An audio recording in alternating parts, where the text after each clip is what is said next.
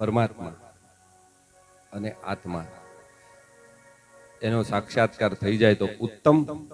તો મારો ને તમારો દેહ, મારો ને તમારું જે પણ કાંઈ ધર્મ કર્મ કર્યા હોય, જે પણ આપણે તપ કર્યા હોય, બધા સફળ. કદાચ માનો કે કાંઈક ઘટી ગયું અને પરમાત્મા સુધી ન પહોંચાણો તો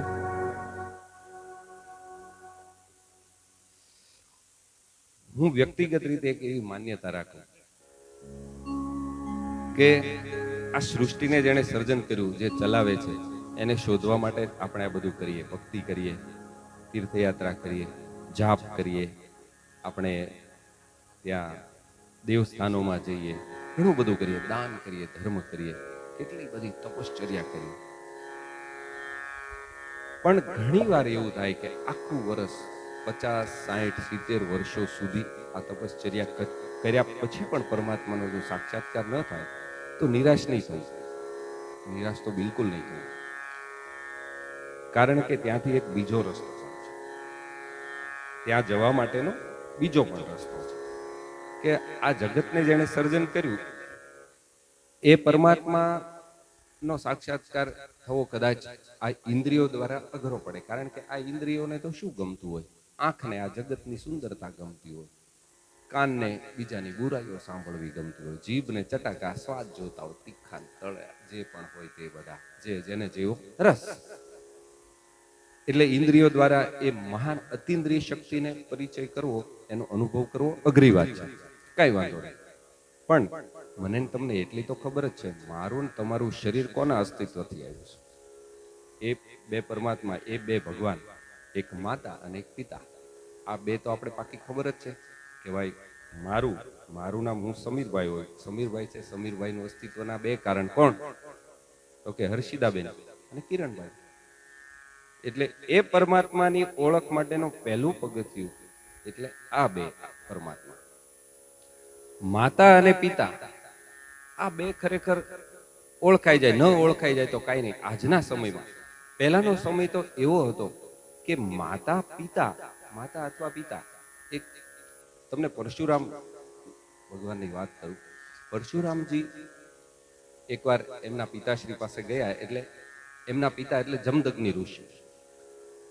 તો જમદગ્નિ ઋષિએ એમના પોતાના પત્ની અને પરશુરામના માં થાય એટલે કે એના માતુશ્રી, એ કંઈક કામ, પાણી, જળ ભરવા ગયેલા અને ત્યાંથી મોડા આવ્યા. એટલે એમણે જમદગ્નિ ઋષિએ પરશુરામને આજ્ઞા આપી કે બેટા તારી માનું મસ્તક તું ઉડાવી દે. કેટલી અઘરી વાત છે. પરશુરામ એટલે શક્તિશાળી અને મહાબલી, પણ પોતાના માનું એને શરીર ઉડાવવાનું કીધું. પિતાજીની આજ્ઞા પાળીને એમણે એ કાર્ય કરી લીધું.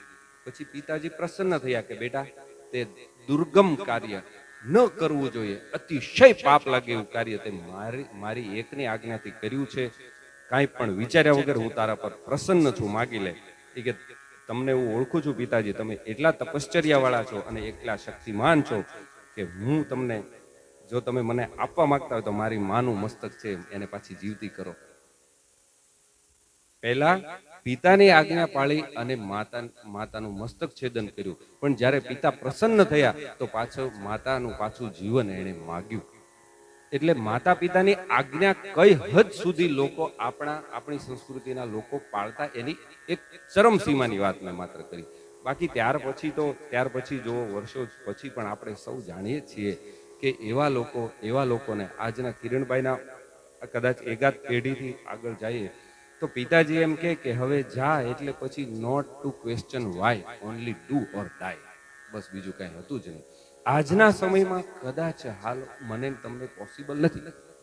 પપ્પા કે મમ્મી કોઈક વાત કે એ મને તમે ન કરી શકો, ઓકે ચાલે, પણ એમ તો કહી શકે ને કે પિતા, પપ્પા અથવા મમ્મી સોરી, હું ના નહીં કરી શકું. પ્રેમથી, નમ્રતાથી તો ના પાડી શકીએ ને. એમના અને મારા ને તમારો જનરેશન ગેપના કારણે વિચારો ન મળે, પોસિબલ છે, ન મળે. પણ એને કમસે કમ ઇન્સલ્ટ ન થાય એ પણ ઘણું બધું છે. અને આજને એ બધી આજના બીજા બધા વાતાવરણ કરતા વિપરીત ભાવે, વિપરીત વાતે થઈ અને માત્ર ને માત્ર માતાનું પોતાની મમ્મીના વંદના કરવા માટે થઈને એટલા બધા લોકોને અહીંયા સુધી આ ગામ સુધી લઈ આવવા, આનાથી મોટા માતાના ભક્તો ક્યાં તમને જોવા મળશે. એટલે સમીરભાઈ અને વિરલભાઈ, હું ખરેખર હું પોતે ખૂબ મારી જાતને ભાગ્યશાળી સમજુ છું અને ખૂબ ધન્ય ભાગ્ય. અને બીજું કે માત્ર એકલા સમીરભાઈ ને વિરલભાઈ જ નહીં, પણ સેજલબેન અને ડિમ્પલબેન, મને હું ઘેર જ્યારે મળવા ગયો ત્યારે મને વાત કરી કે એ બંને પણ એકદમ દીકરીઓની જેમ જ રહ્યા.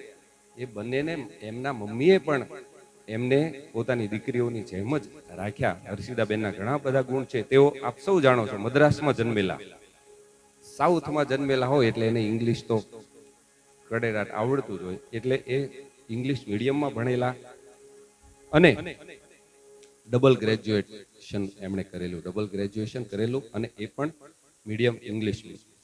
બીજી વસ્તુ એમનામાં જે એક અત્યંત દુર્ગમ જે ગુણ હતો કે એમણે એમના જન્મથી લઈ અને કંદ અને મૂળ એને ચાખ્યા જ નહોતા, એના શરીરમાં ગયા જ નહોતા. આ સૌથી મોટી વાત છે. જો તમારા હાથમાં શક્તિ હોય તો તાળીઓ પાડી શકો છો, કઈ વાંધો નહીં. ખૂબ ખૂબ ધન્યવાદ. આ મારા માટે નહીં, આ બધી જે આપણે અનુમોદના કરીએ છીએ ને, એ શા માટે?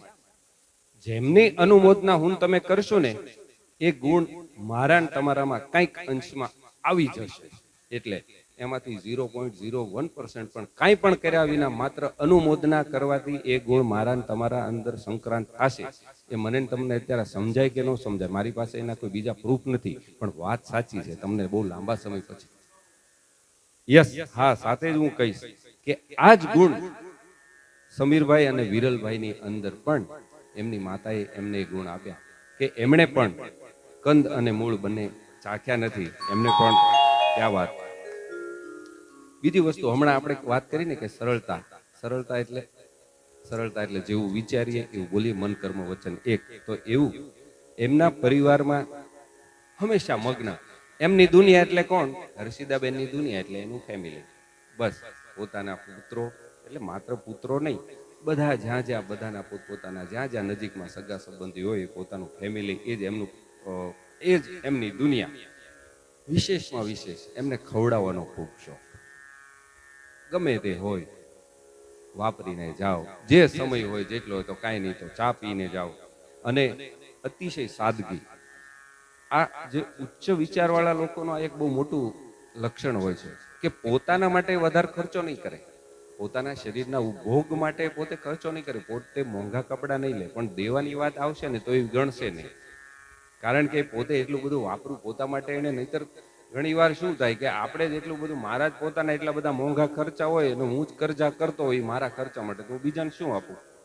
પણ આમનું જીવન એનાથી અલગ પ્રકારનું હતું. બીજી વસ્તુ, આ પોતાની સાદગી પોતે રાખી અને બીજાના આર્થિક સહયોગ એટલો બધો ને એવી રીતે કરતા હતા ને કે કોઈને કહે પણ નહીં, કોઈને ખબર ન પડે. નાના વ્યક્તિઓને કોઈને ભણવામાં કાંઈ, કોઈના છોકરાઓને કાંઈ અભ્યાસ માટે આર્થિક હેલ્પ કરવાની હોય તો પોતાની બચત, અથવા કદાચ છોકરાઓને કહેવું પડે તો છોકરાઓને, પોતાના પતિને કહેવું પડે તો કહીને પણ એ આર્થિક સહયોગ કરતા હતા. બીજું, સામાન્ય રીતે આજની મારી તમારી મોટા ભાગની તકલીફ છે કે હું તમે કોમ્પ્રોમાઇઝ નથી કરી શકતા જલ્દી. પણ હર્ષિદાબેને આખા જીવનમાં જ્યારે પોતાની ચોઈસ, પોતાના લાઇક્સ ને ડિસલાઇક્સ આવે ત્યારે પોતાના ફેમિલીના પેલા માટે થઈને પોતે હંમેશા કોમ્પ્રોમાઇઝિંગ સ્વભાવ હતો. ઘણા બધા સ્વભાવના ગુણો છે. આવો ત્યાર પહેલા પાછું વચ્ચે એકાદ આપણે ભક્તિ સંગીત સાથે ગાઈએ.